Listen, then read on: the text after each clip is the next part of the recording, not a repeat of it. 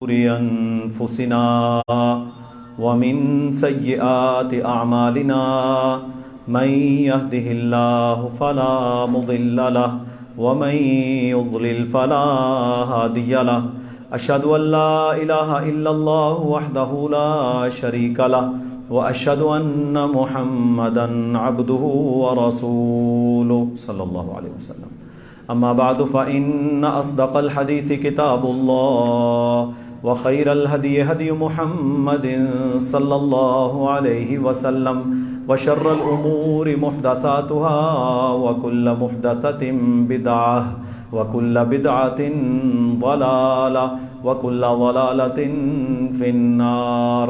أعوذ بالله السميع العليم من الشيطان الرجيم من همزه ونفخه ونفثه. يا أيها الذين آمنوا اتقوا الله حق تقاته ولا تموتن إلا وأنتم مسلمون. يا أيها الناس اتقوا ربكم الذي خلقكم من نفس واحدة وخلق منها زوجها وبث منهما رجالا كثيرا ونساء واتقوا الله الذي تساءلون به والأرحام إن الله كان عليكم رقيبا. يا أيها الذين آمنوا اتقوا الله وقولوا قولا سديدا يصلح لكم أعمالكم ويغفر لكم ذنوبكم ومن يطع الله ورسوله فقد فاز فوزا عظيما.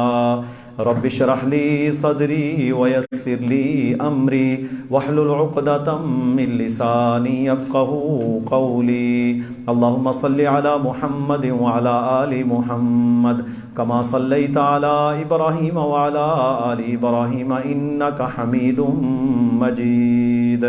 اللهم بارك على محمد وعلى آل محمد كما باركت على إبراهيم وعلى آل إبراهيم إنك حميد مجيد.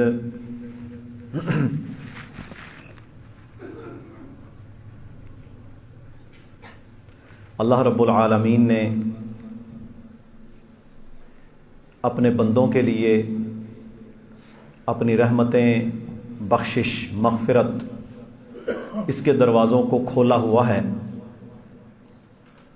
اور اللہ سبحانہ و تعالی یہ چاہتا ہے کہ اللہ کا ہر بندہ اس کی فرما برداری میں دنیا سے جائے اور آخرت کی کامیابی حاصل کرے. اس کے لیے اللہ کی رحمت اتنی وسیع ہے کہ دنیا کا کوئی اصول، کوئی ضابطہ اس تک پہنچ ہی نہیں سکتا.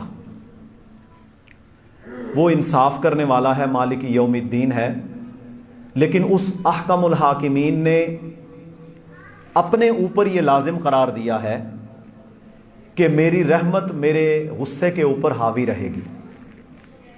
میری رحمت میرے انصاف، میرے غصے کے اوپر حاوی رہے گی، اور یہ انسانوں کے لیے، مخلوق کے لیے ایک بہت عظیم خوشخبری ہے. اب اللہ تعالیٰ کی رحمت کیونکہ اس کے غصے اور غضب پر حاوی ہے، یعنی ہم سب جو یہاں موجود ہیں، جو پوری دنیا میں انسان آئے یا آئیں گے، ہم میں سے کوئی بھی ایک شخص بھی ایسا نہیں ہے جو ہم اپنے اعمال کی وجہ سے جنت حاصل کر سکیں. یہ بات اگر کسی کے دل میں ہے یا دماغ کے کسی رخنے میں ہے تو وہ بالکل باہر نکال دے کہ وہ انصاف کی بنیاد پر اپنی تنہائیاں، اپنے معاملات، اپنا کردار، اپنا خلق، اپنے اعمال، عقیدہ 100% ایسا رکھے کہ وہ انصاف کے تقاضوں کو پورا کر لے. یہ انسان کے لیے ممکن نہیں ہے بالکل. حتیٰ کہ جب یہ حدیث رسول اللہ صلی اللہ علیہ وسلم نے بیان فرمائی تو صحابہ کے دماغ میں یہ خیال پیدا ہوا کہ ہم اللہ کے نبی صلی اللہ علیہ وسلم سے بھی تو سوال کریں. اب پیارے پیغمبر سید الانبیاء جناب محمد الرسول اللہ صلی اللہ علیہ وسلم سے بڑھ کر مرتبے اور مقام والا مخلوق میں نہ کوئی آیا نہ آئے گا، یہ تو اٹل ہے نا.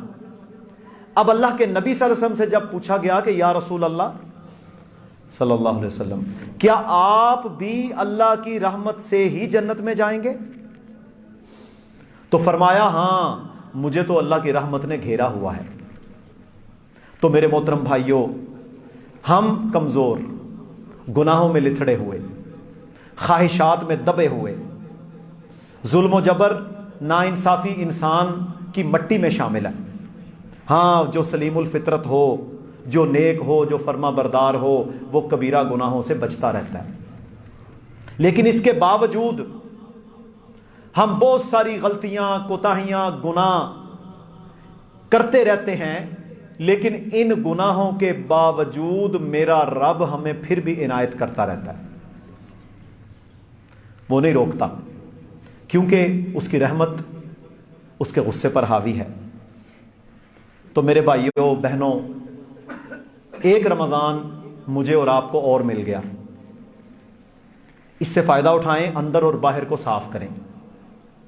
صحیح بات یہ ہے کہ جب تک ہمارا ظاہر و باطن ایک جیسا نہیں ہوگا، صاف نہیں ہوگا، کچھ نہیں بننے والا۔ گناہ ہو گیا، غلطی ہو گئی، اس پر ریگریٹ محسوس کرنا، ندامت محسوس کرنا، یہی تو توبہ ہے۔ تکبر والا، اپنے آپ کو زیادہ پارسا سمجھنے والا، وہ دنیا میں سب سے ناکام شخص ہوتا ہے۔ عاجزی توبہ کی بنیاد ہے، گناہ پر شرمندگی توبہ کی بنیاد ہے، آئندہ نہ کرنے کا وعدہ توبہ کی بنیاد ہے۔ اور اگر اس نہج کے اوپر، اس سوچ کے ساتھ انسان آگے بڑھے تو وہ ہمیشہ کی کامیابی حاصل کر سکتا ہے۔ لیکن جو توبہ کرنے والے ہوتے ہیں ان کے رویے فاسق اور فاجر لوگوں والے نہیں ہوتے، وہ اللہ سے ڈرنے والے ہوتے ہیں، وہ ظلم نہیں کرتے، وہ خیانت نہیں کرتے، وہ جھوٹ نہیں بولتے، وہ حلال حرام کی تمیز کرتے ہیں، وہ اپنے گھر اور باہر انصاف کا دامن کوشش کرتے ہیں کہ اسے نہ چھوڑیں۔ پھر بھی ان سے غلطیاں، کوتاہیاں، خطائیں، گناہ سرزد ہو جاتے ہیں، تو ان کا ایک رویہ سب سے مثبت کیا ہوتا ہے کہ وہ فی الفور پریشان ہو جاتے ہیں غلطی کر کے۔ بھئی زیادتی ہو گئی، ظلم ہو گیا، کسی کا حق چھین لیا، لیکن پریشان ہے۔ اب ایک صحابی تھے، ان کا ایک غلام تھا۔ کون غلام؟ زر خرید غلام۔ انہوں نے غصے میں آ کے اس کے منہ پہ تماچا مار دیا۔ رسول اکرم صلی اللہ علیہ وسلم کے پاس جب یہ کیس گیا، وہ خود گئے، انہوں نے اللہ سے بھی توبہ استغفار کی، اس کو بھی عنایت کیا، نوازا، سب ہوا۔ تو وہاں پر اللہ کے نبی صلی اللہ علیہ وسلم نے فرمایا کہ اگر آپ آج جو آپ نے اس کے ساتھ زیادتی کی، اس پر ندامت اختیار کر کے دنیا میں اپنا معاملہ صاف نہ کرتے، تو میرا رب قیامت کے دن اس کو بھی آپ کے اوپر طاقت دیتا۔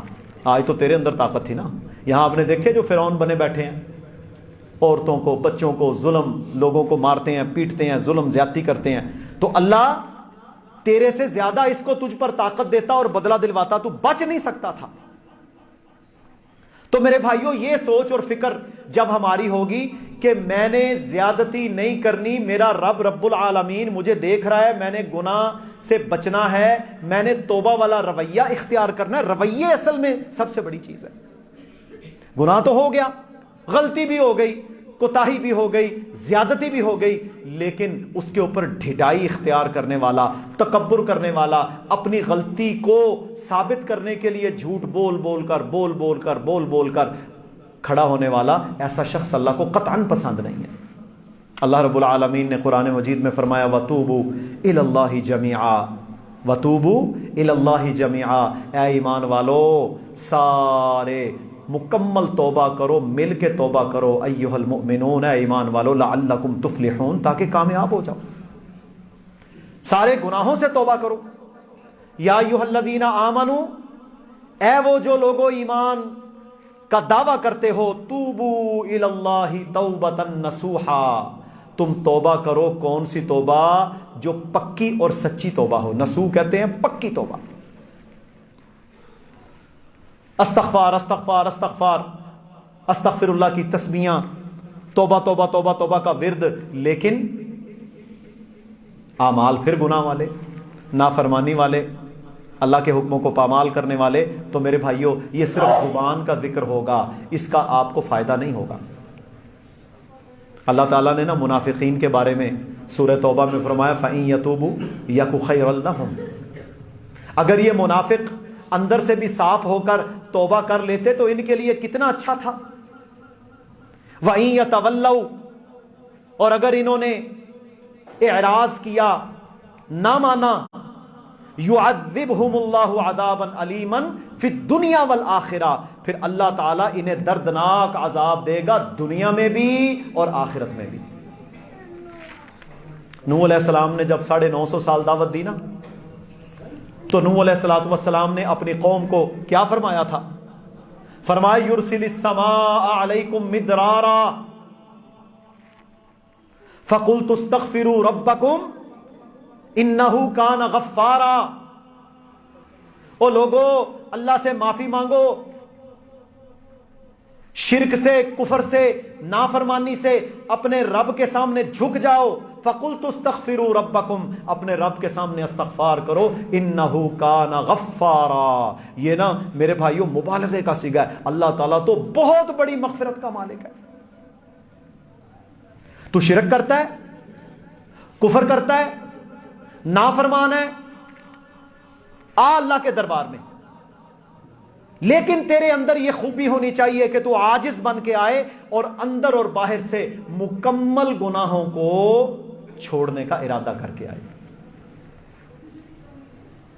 وَيُرْسِلِ السَّمَاءَ عَلَيْكُمْ مِدْرَارًا، اور اگر تو نے توبہ کر لی، نوح علیہ السلام نے اپنی قوم سے کہا، تو پھر اللہ تعالیٰ آسمانوں سے تیرے لیے رحمتیں، بارشیں، برکتیں نازل کرے گا۔ وَيُمْدِدْكُمْ بِأَمْوَالٍ وَبَنِينَ، تیرے مال، تیرے بیٹوں میں اللہ تعالیٰ اضافے کر دے گا۔ یہ نعمتیں کب آتی ہیں؟ جب اللہ کے سامنے بندے توبہ کرتے ہیں۔ آج ہمارا زرعی ملک، اس کے باوجود قحط کیوں ہے؟ میری گندم آئی، میں نے عشر نہیں دیا، میں نے بہن بیٹی کا حق نہیں دیا، میں نے زندگی میں اتنے گناہ کیے لیکن میں ایک پر بھی نادم نہیں ہوا، میرے دل میں نرمی نہیں آئی۔ اور یاد رکھ لیں، سخت دل انسان، گندی زبان والا انسان، لوگوں کے ساتھ بدخلق رویہ اختیار کرنے والا انسان، لوگوں کو حقیر جاننے والا انسان اللہ تعالیٰ کو سب سے زیادہ ناپسند ہے۔ اور اللہ کو سب سے پسند کون ہے؟ نرمی والا، جس کا دل نرم ہو، معاف کر دے، توبہ کرے، کسی نے بول بھی دیا چپ کر جائے، اور لوگوں کے ساتھ خیر خائی والا، بالخصوص کمزور لوگوں کے ساتھ، اپنے نیچے جو اس کے لوگ مدد کرنے والے ہیں ان کے ساتھ، اپنے بھائیوں کے ساتھ، اپنے رشتہ داروں کے ساتھ، اپنے ملازموں کے ساتھ اچھا خیر خواہی کا رویہ رکھنے والا، وہ شخص اللہ کو سب سے زیادہ پسند ہے، کیونکہ وہ دعائیں لیتا ہے۔ اور رسول اللہ صلی اللہ علیہ وسلم کی حدیث ہے صحیح بخاری میں، فرمایا اس سے برا شخص کون ہوگا، اس سے برا شخص کون ہوگا جس کی زبان کی ترشی اور بدتمیزی کی وجہ سے لوگ اسے ملنا چھوڑ دیں، لوگ اس سے ملتے ہی نہیں ہیں کہ یار یہ بندہ بہت جو ہے نا بدتمیز ہے، یہ آگے سے بے عزتی کر دے گا۔ ایسے بندے میں تکبر، اور جب تکبر آ گیا تو توبہ وہ کبھی بھی نہیں کرتا، کیونکہ اسے کیا ضرورت پڑی ہے۔ پھر میرے بھائیوں اللہ نے نا ساتھ شامل کیا ہے، فرمایا وقال ربکم ادعونی استجب لکم، لوگوں اپنے رب سے دعائیں کیا کرو، وہ تمہاری دعاؤں کو قبول کرتا ہے۔ تم اللہ کے سامنے ہاتھ اٹھایا کرو۔ اچھا تکبر کی ضد ہے اللہ کے سامنے ہاتھ اٹھانا، اللہ کے سامنے جھکنا۔ متکبر تو دعا ہی نہیں کرتا، متکبر تو جھکتا ہی نہیں، متکبر تو اللہ کے سامنے عاجزی اختیار ہی نہیں کرتا۔ فرمایا وقال ربکم ادعونی استجب لکم، تم اللہ سے دعائیں کرو، اللہ تمہاری دعائیں قبول کرے گا۔ ان الذین یستکبرون عن عبادتی سیدخلون جہنم داخرین، جس نے اللہ کی عبادت سے روگردانی کی، جس نے اللہ کی عبادت سے روگردانی کی، اپنے آپ کو ہٹایا، اللہ تعالیٰ اس کو جہنم میں داخل کرے گا، اس کے لیے یہ عذاب ہے۔ اور کون روگردانی کرنے والا؟ ان الذین یستکبرون عن عبادتی، جس نے اللہ کی عبادت سے تکبر کیا، یعنی دعا مانگنے سے، عاجزی اختیار کرنے سے تکبر کیا۔ اللہ اکبر۔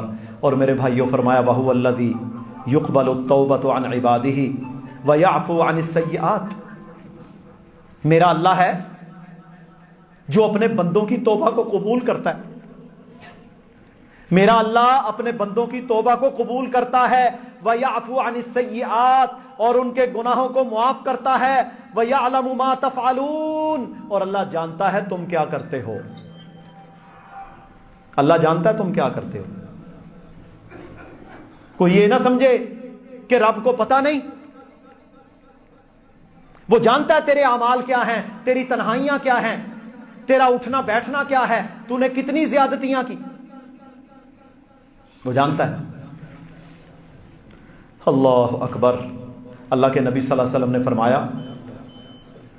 فرمایا جب کوئی شخص توبہ کرتا ہے نا تو اللہ اس سے بڑا خوش ہوتا ہے، بڑا خوش ہوتا ہے، اور اس خوشی کی مثال دی، فرمایا ایسے گویا کوئی شخص جنگل بیابان میں ہے، اس کی سواری اونٹ جانور جو گھوڑا اس کے پاس موجود تھا وہ گم ہو گیا، وہ بندہ ڈھونڈ کر تھک ہار کر بیٹھ گیا، اور اب اسے موت نظر آ رہی ہے کہ اب میں بچ نہیں سکتا، لیکن اچانک اس کو اپنا وہ جانور، اپنی وہ سواری نظر آ جاتی ہے۔ فرمایا جس طرح وہ بندہ مسرت اور خوشی محسوس کرتا ہے، اس سے کہیں زیادہ خوشی میرا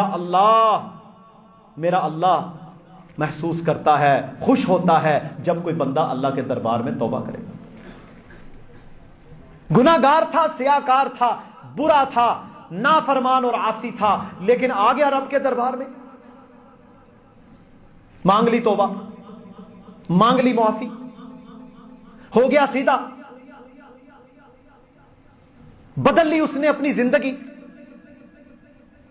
زندگی اس وقت بدلتی ہے جب انسان توبہ کے ساتھ اس کی آنکھوں سے آنسو جاری ہوں، وہ پیچھے سے لے کر اپنی ساری زندگی میں گناہ، غلطیاں، ظلم و جبر، ان کی اللہ سے معافی مانگے، اور جس کے ساتھ زیادتی کی ہے جا کے اس سے معافی مانگ لے بھائی، وہاں یہ کرنسی نہیں چلے گی،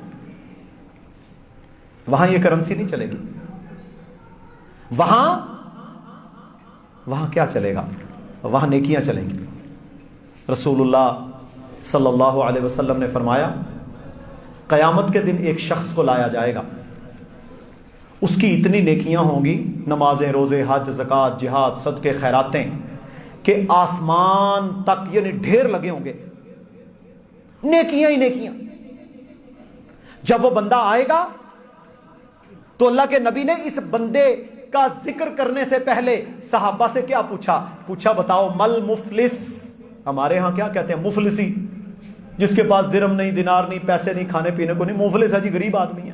پوچھا مل مفلس، بتاؤ مفلس کون ہے؟ لوگوں نے کہا جی جس کے پاس پیسے کھانے پینے کو نہیں ہے۔ فرمایا اللہ وہ مفلس نہیں ہے، مفلس تو وہ ہے جو نیکیوں کے ڈھیر لے کر قیامت کے دن اللہ کے دربار میں آئے گا، لیکن اچانک لوگوں کی لائنیں لگ جائیں گی،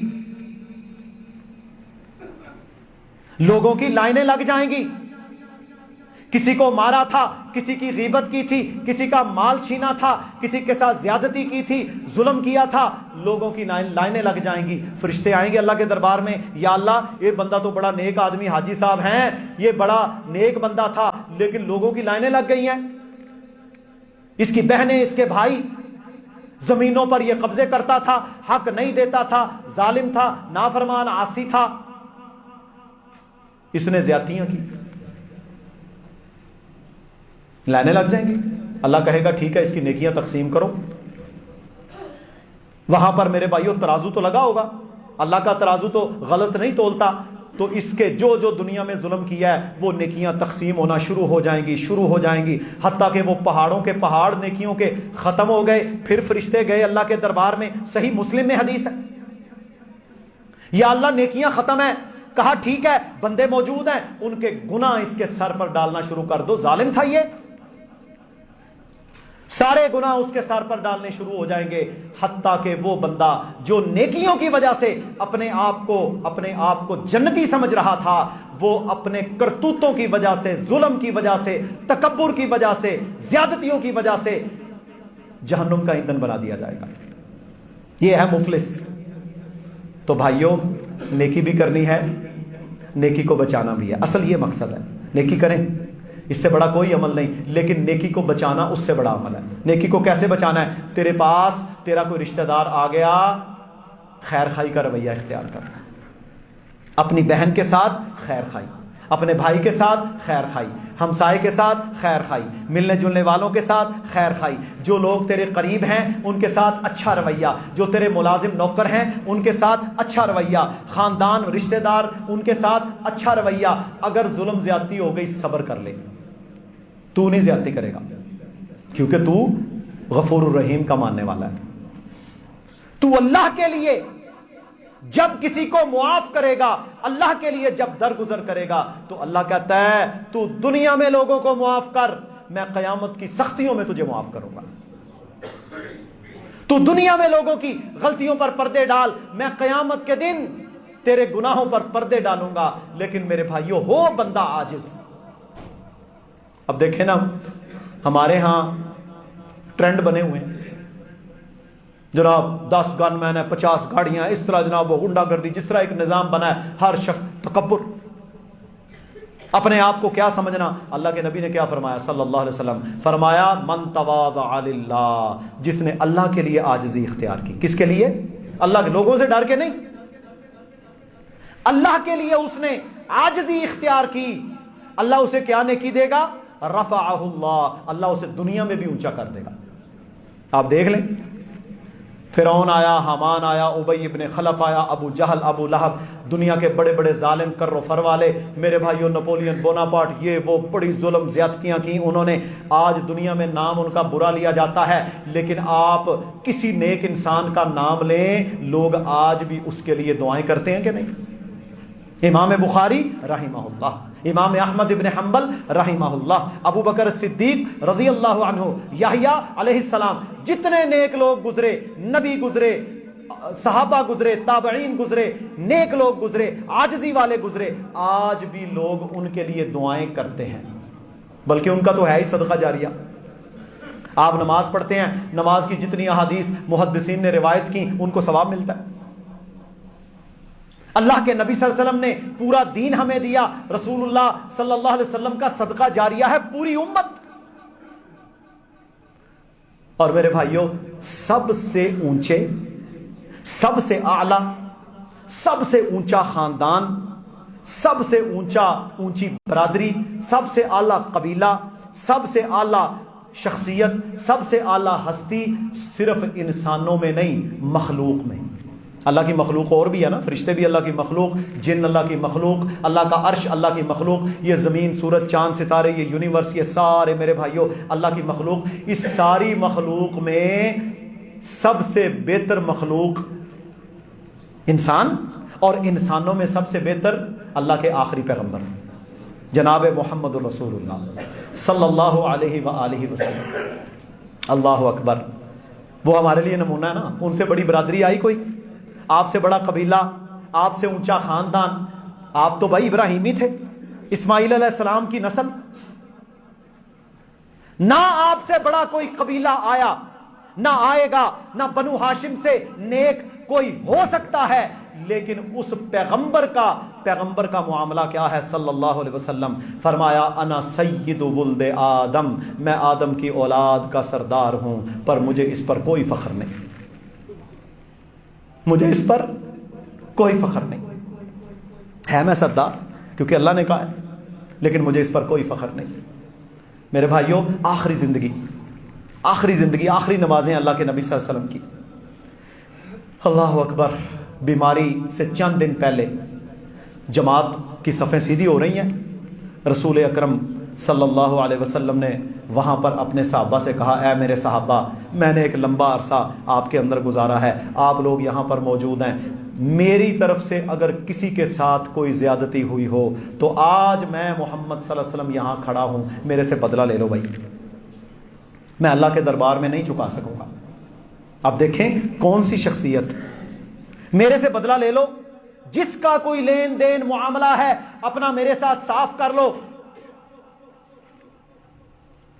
میں صفے سیدھی کراتے ہوئے، کیونکہ اللہ کے نبی جب صفے سیدھی کراتے نا تو آپ کے ہاتھ میں ایک کوڑا ہوتا تھا، سیدھے ہو جاؤ بھائی سیدھے ہو جاؤ، لگ بھی جاتا ہے کئی دفعہ چھوٹا موٹا، شاگردوں کو بندے سے زیادتی ہو جاتی ہے، بندے سے زیادتی کی بجائے سختی ہو جاتی ہے، لیکن آپ صلی اللہ علیہ وسلم سے تو یہ ممکن ہی نہیں تھا. اس کے باوجود رسول اکرم صلی اللہ علیہ وسلم نے کیا فرمایا؟ بھائی بدلہ لے لو. ایک صحابی کہتے ہیں جی ایک دفعہ کا ذکر ہے، آپ صفے سیدھی کروا رہے تھے، آپ کے ہاتھ میں کوڑا تھا، وہ کوڑا میرے اس کمر کے حصے پر لگا ہے، میں نے بدلہ لینا ہے. اللہ کے نبی صلی اللہ علیہ وسلم نے اپنا کپڑا اٹھا دیا، کہا مار لو. اس صحابی کا یہ مقصد نہیں تھا، وہ تو محبت رسول صلی اللہ علیہ وسلم کا دل دادا تھا. میرے بھائیوں، آنکھوں سے آنسو ہیں اور اپنی زبان اپنے ہونٹوں کو اس جگہ پر رکھ دیا. کہا یا رسول اللہ صلی اللہ علیہ وسلم، میں یہ سوچ بھی نہیں سکتا، لیکن میں نے اس لیے یہ کیا کہ میں آپ کے جسم اطہر کا بوسہ لے سکوں. بدلے کے لیے رسول اللہ صلی اللہ علیہ وسلم نے اپنے آپ کو پیش کیا ہے. میں اور آپ میرے بھائیوں کیا ہیں؟ تو توبہ کی بنیاد کیا ہے؟ توبہ کی بنیاد ہے عاجزی، انکساری.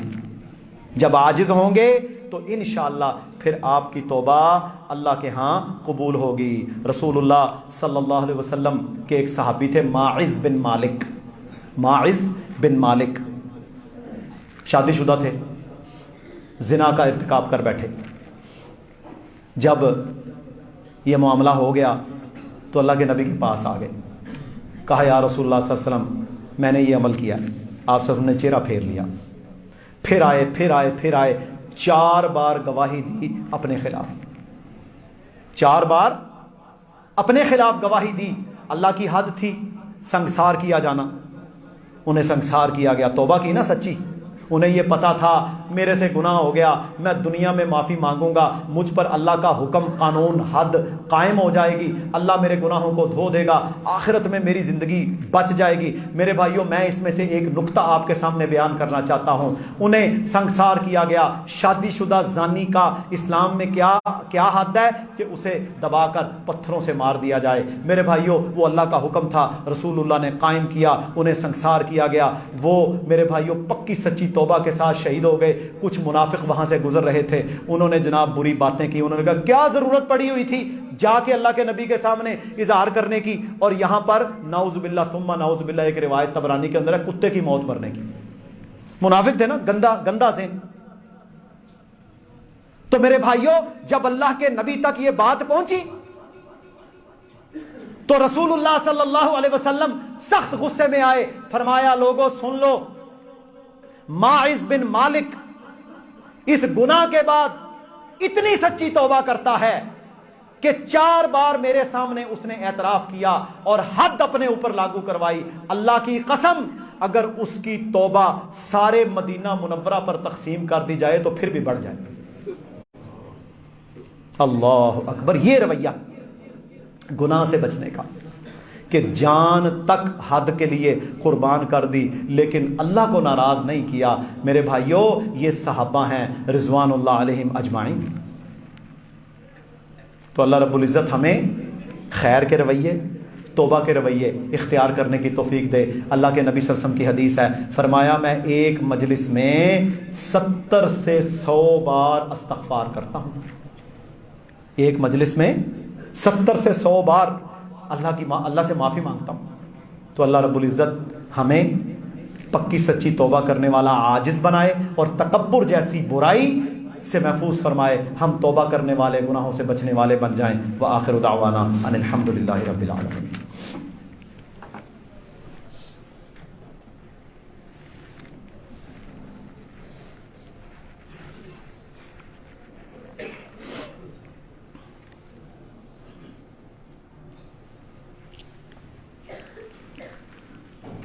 ان الحمد للہ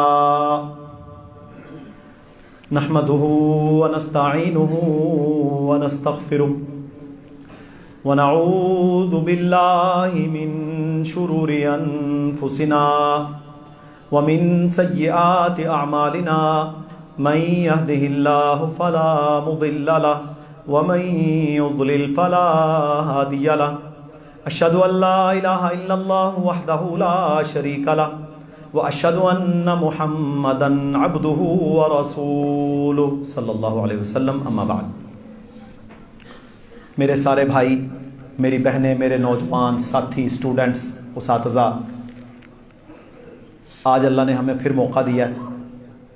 ہم اپنے اندر کو اللہ کے بعد سب سے زیادہ جانتے ہیں۔ ہم جانتے ہیں کہ ہم کیا ہیں، ہماری تنہائیاں کیا ہیں، ہمارے زیادتیاں کیا ہیں، ہم نے کہاں کہاں ظلم کیا، کیا کیا ہمارے گناہ ہیں، کیا کیا ہم کر رہے ہیں۔ میرے بھائیوں، ایک بار پھر اللہ نے یہ وقت دیا ہے کہ ہم توبہ کر لیں۔ اب توبہ کی شرائط کتنی ہیں؟ 3۔ یہ اہم بات ہے، سمجھ لیں، جو یہاں نہیں موجود ان کو بھی بتا دیں۔ توبہ کی قبولیت کی شرائط ہیں 3۔ پہلی شرط توبہ کی قبولیت کی ہے کہ بندہ جو گناہ کر رہا ہے اس کو فوراً چھوڑ دے۔ ایک گناہ نہیں، جتنے گناہ کر رہا ہے انہیں چھوڑ دے۔ جب تک وہ گناہ کو چھوڑتا نہیں، توبہ نہیں کر سکتا، قبول بھی نہیں ہوگی۔ دوسری شرط، آئندہ نہ کرنے کا اللہ سے وعدہ کرے کہ یا اللہ میں آئندہ گناہ نہیں کروں گا۔ تیسری اور اہم شرط، اس گناہ پر یا گناہوں پر اسے شرمندگی ہو، ندامت کا احساس ہو۔ اگر کسی گناہ کے اندر یہ 3 شرطیں موجود ہیں اور بندے نے توبہ کی تو اللہ اس کی توبہ قبول کر لے گا۔ اور اگر اس گناہ میں حقوق العباد شامل ہیں، یہ تو ہے اللہ کے ساتھ معاملات، نماز نہیں پڑھی، روزہ نہیں رکھا، زکوٰۃ نہیں دی، شرک کیا، کفر کیا، لیکن اس میں اگر اس میں ظلم شامل ہے، حقوق العباد کا معاملہ شامل ہے، کسی کا لین دین شامل ہے، کسی کو قتل کیا، کسی سے ظلم کیا، کسی کی غیبت کی، کسی کا مال دینا ہے، وغیرہ وغیرہ وغیرہ، تو میرے بھائیوں اس میں پھر چوتھی شرط بھی شامل ہو جائے گی کہ جس بندے کے ساتھ ظلم و زیادتی کی ہے اس کا ازالہ کرے۔ پیسہ دینا ہے تو دے، غیبت چغلی کی ہے تو معافی مانگے، بندہ فوت ہو چکا ہے تو اس کے لیے استغفار کرے، اس بندے کو بھی راضی کرے، یہاں 2 مثالیں دیتا ہوں۔ امام بخاری رحمہ اللہ کے ایک استاد تھے جن سے وہ حدیث سنتے تھے، محدث تھے وہ نابینا تھے۔ اچھا، آپ کو پتہ ہے نابینا بندہ، اس کو یہ علم نہیں ہوتا کہ میرا چہرہ کہاں ہے، میں دیکھ کہاں رہا ہوں، وہ تو بول رہا ہوتا ہے کیونکہ نظر تو آتا نہیں ہے۔ تو امام بخاری رحمہ اللہ خود بیان کرتے ہیں، کہتے ہیں ایک دفعہ ہم اپنے استاد سے، وہ حدیث کے حافظ تھے، حدیث سن رہے تھے کہ وہ حدیث پڑھتے پڑھتے نا ان کا چہرہ کسی ایسے ڈگر پہ چلا گیا یا ایسا اس کا انداز بنا کہ میری مسکراہٹ نکل گئی۔ تھوڑا سا ہے نا، جیسے بندے کو ہنسی آ جاتی ہے، کئی لوگ ہیں کوئی بندہ گر جائے یا کوئی ایسا بنے تو انہیں ہنسی شروع ہو جاتی، تو یہ نہیں کہتے ہیں میں تھوڑا سا مسکرایا اس سٹائل کو دیکھ کر، اس ہیئت کو دیکھ کر۔ اب کہتے ہیں جب میں گھر گیا تو بھائی وہ محدث تھے، ایک پورا نالج تھا، اب دل کے اندر کھٹک، پریشانی۔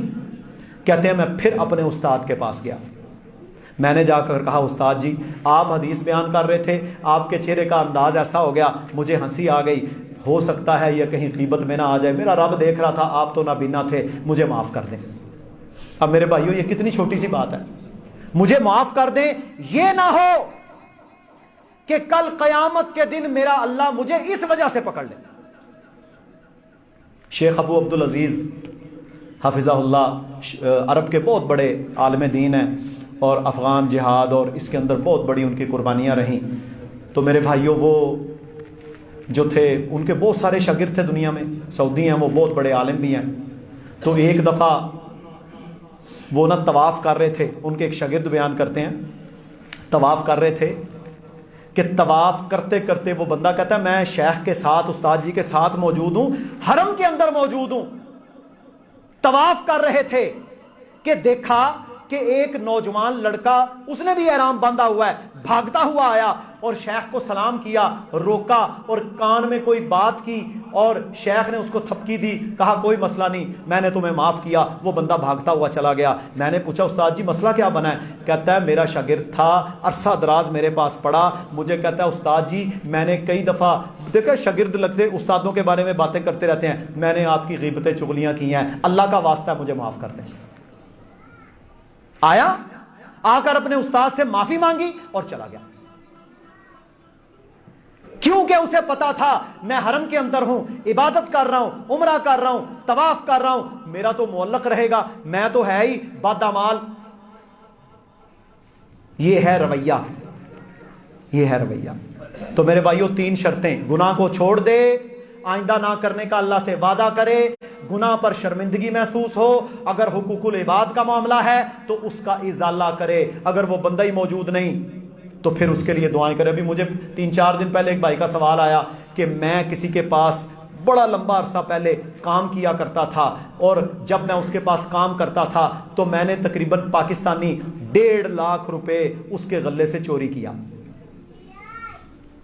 لمبی بات بتا رہا ہے, کہتا ہے میں نے مختلف اوقات میں پیسے نکالے, وہ میں نے استعمال کر لیے, اب مجھے اللہ نے سمجھ دے دی, میں حرم میں گیا, میں نے عمرہ کیا, میں توبہ کرتا ہوں. اب وہ بندہ پتہ نہیں فوت ہو چکا ہے, مجھے یاد نہیں وہ کہاں ہے. بڑی کوشش کی ہے کہ وہ بندہ مجھے مل جائے اور میں وہ مال اس تک پہنچا دوں, مجھے بتائے میں کیا کروں. اچھا میرے بھائیوں, پہلی بات, اس بندے کے اندر بدل گیا, احساس ہو گیا میں چور تھا, معافی اس نے مانگ لی نا, یہی رویہ ہے نا, معافی تو مانگ لی اس نے. اب وہ بندے کو بھی ڈھونڈ رہا ہے, کہتا ہے مجھے پتا نہیں, میں بڑی کوشش کر چکا ہوں, اب مجھے بتائیں میں کیا کروں. تو میرے بھائیو علماء نے لکھا ہے کہ بھائی تم اس کی طرف سے اللہ کی راہ میں صدقہ کر دو, تم اس کی طرف سے رب کی راہ میں صدقہ کر دو وہ مال جو تو نے چرایا تھا, اور ساری زندگی میں نے کہا اس کے لیے دعائیں کرو, انشاءاللہ میرا اللہ تمہارا معاملہ کلیئر کر دے گا. یہ ہے سوچ. چھوٹی چھوٹی سی بات ہوتی ہے, چھوٹا سا کام ہوتا ہے, چھوٹی سی چوری ہوتی ہے, چھوٹا سا ظلم ہوتا ہے. میرے محترم بھائیوں, یہ ایک گٹھ کتنی بنتی ہے, 6 انچ 7 انچ, ایک گٹھ, ایک بالشت. اللہ کے نبی نے کیا فرمایا, بخاری کی حدیث ہے, فرمایا جس نے کسی کی زمین پر ایک بالشت بھی ناجائز قبضہ کیا, کل قیامت کے دن میرا اللہ 7 زمینوں کا طوق بنا کر اس کے گلے میں لٹکائے گا. یہ حدیث صحیح بخاری میں بھی ہے, مسلم میں بھی ہے. اب ایک گٹھ زمین, مر گیا, قبر میں ہے, کہاں لے کر جائے گا تو ایک گٹھ زمین, لیکن تیرے گلے میں تو طوق پڑ گیا. کروڑوں لوگ, اربوں لوگ جو قیامت تک آئے آدم سے لے کر, سب کے سامنے تیری بے عزتی تو ہو گئی. یہ ہے رویہ. تو اگر ہم چاہتے ہیں کہ ہمارا اللہ ہمارے گناہوں پر پردے ڈالے, تو وہ رویہ جو جس نے چوری کی تھی اور اس کے اندر پیدا ہوا, وہ شاگرد جس نے جا کر شیخ ابو عبدالعزیز سے حرم کے اندر معافی مانگی, امام بخاری جنہوں نے اپنے استاد نابینا سے جا کر معافی مانگی. اچھا نابینا کو, استاد کو پتا تھا انہوں نے کیا رویہ اختیار کیا؟ کوئی پتا نہیں تھا امام بخاری کا سوائے اللہ کے.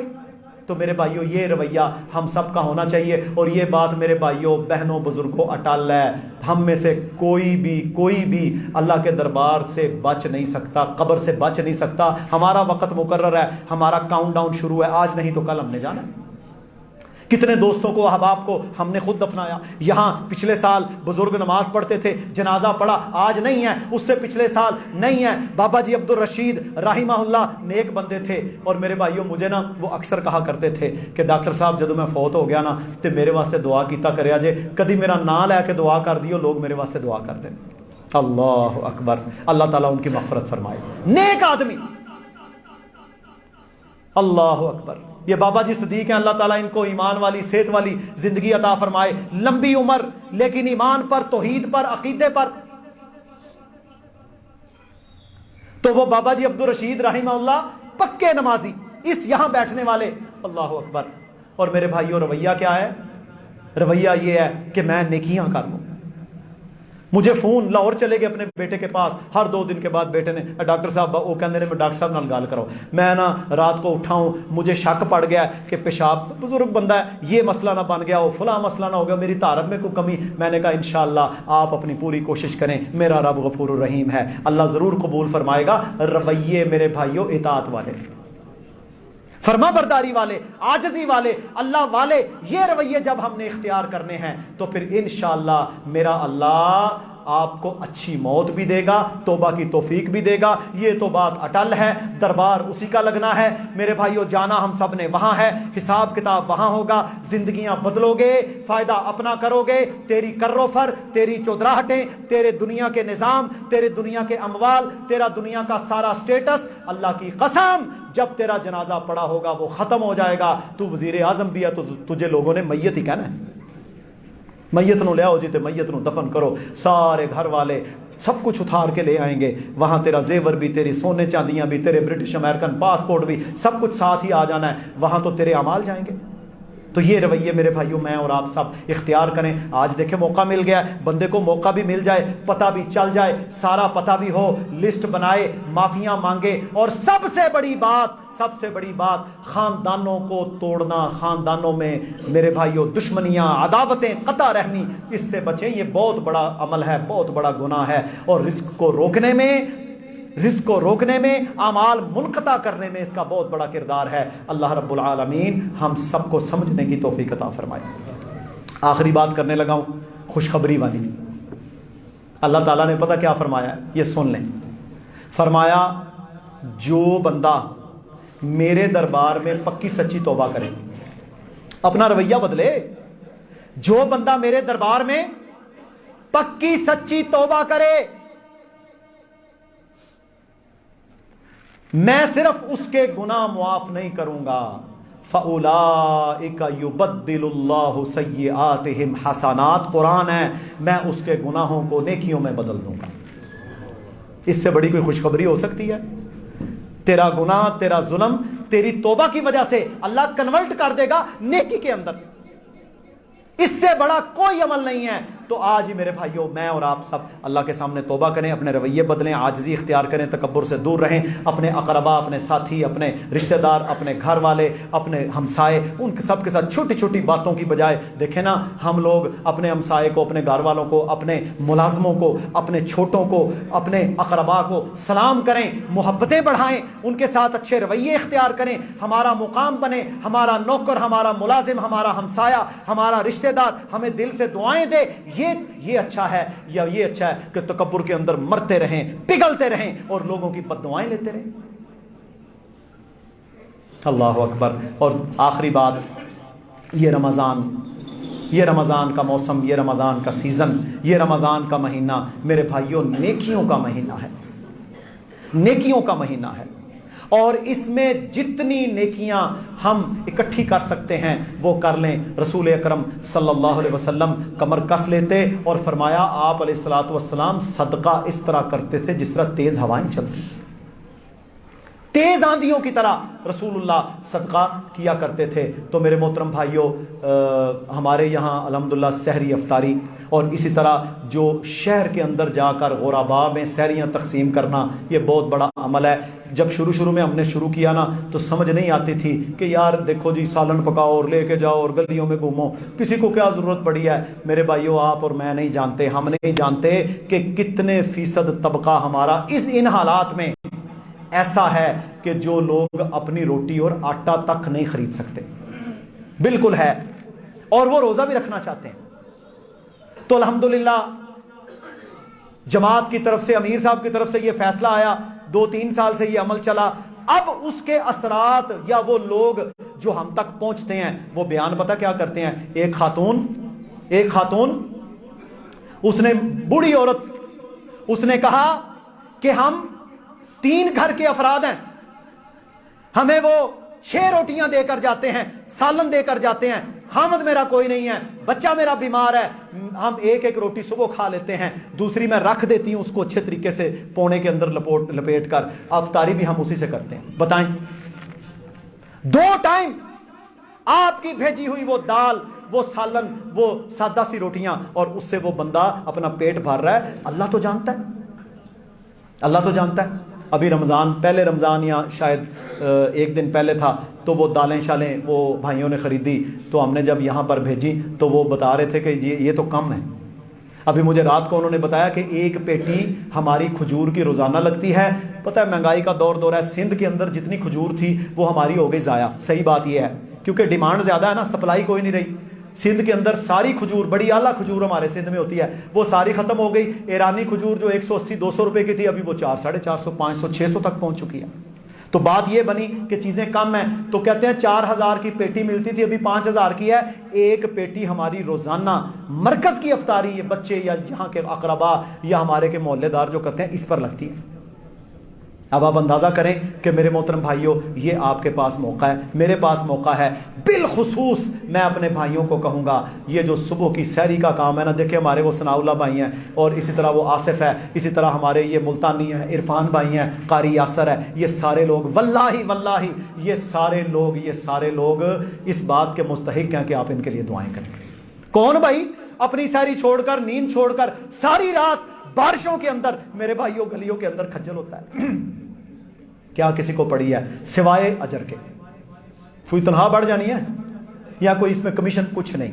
تو میرے بھائیوں، اس میں آپ سب لوگوں کو یہ آفر ہے، نہیں تو مال دیں گے تو میں خود انشاءاللہ تعالی چنے، دال، آٹا، یعنی جو چیزیں اس میں یوز ہوتی ہیں، تیل آپ کو پتہ ہے مہنگا ہے، تاکہ اس پورے مہینے میں ہم سحری پکا کر، ابھی 7-8 پوائنٹ ہیں جن کے اوپر ماشاءاللہ، اور لوگ میرے بھائیوں جن لوگوں کو پتہ ہے نا کہ پکا پکایا کھانا آ رہا ہے، وہ آرام سے آتے ہیں، اپنا لفافہ لیا، اٹھا کر لے جاتے ہیں۔ میرا رب دلوں کو جانتا ہے۔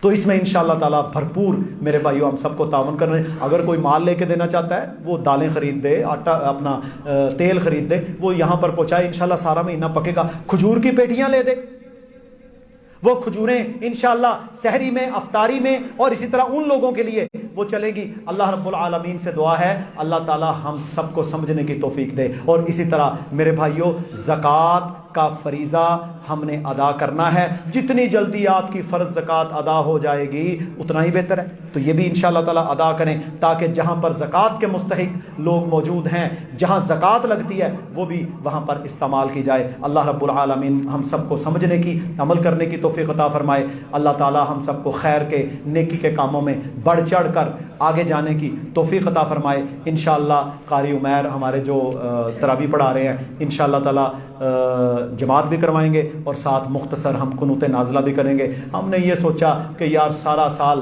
ہم پڑھتے ہیں نمازیں، کیوں نہ رمضان میں ہم قنوت کر کے رب سے مناجات کر لیں، دعائیں کر لیں، ہو سکتا ہے کسی کی قبول ہو جائے، اللہ رحمت فرما دے۔ تو انشاءاللہ یہ قنوت کو میرے بھائیوں کیا کریں۔ سب سے بہترین اجتماعی دعا جو رسول اللہ صلی اللہ علیہ وسلم سے ثابت ہے وہ قنوت نازلہ ہے۔ وآخر دعوانا ان الحمد للہ رب العالمین۔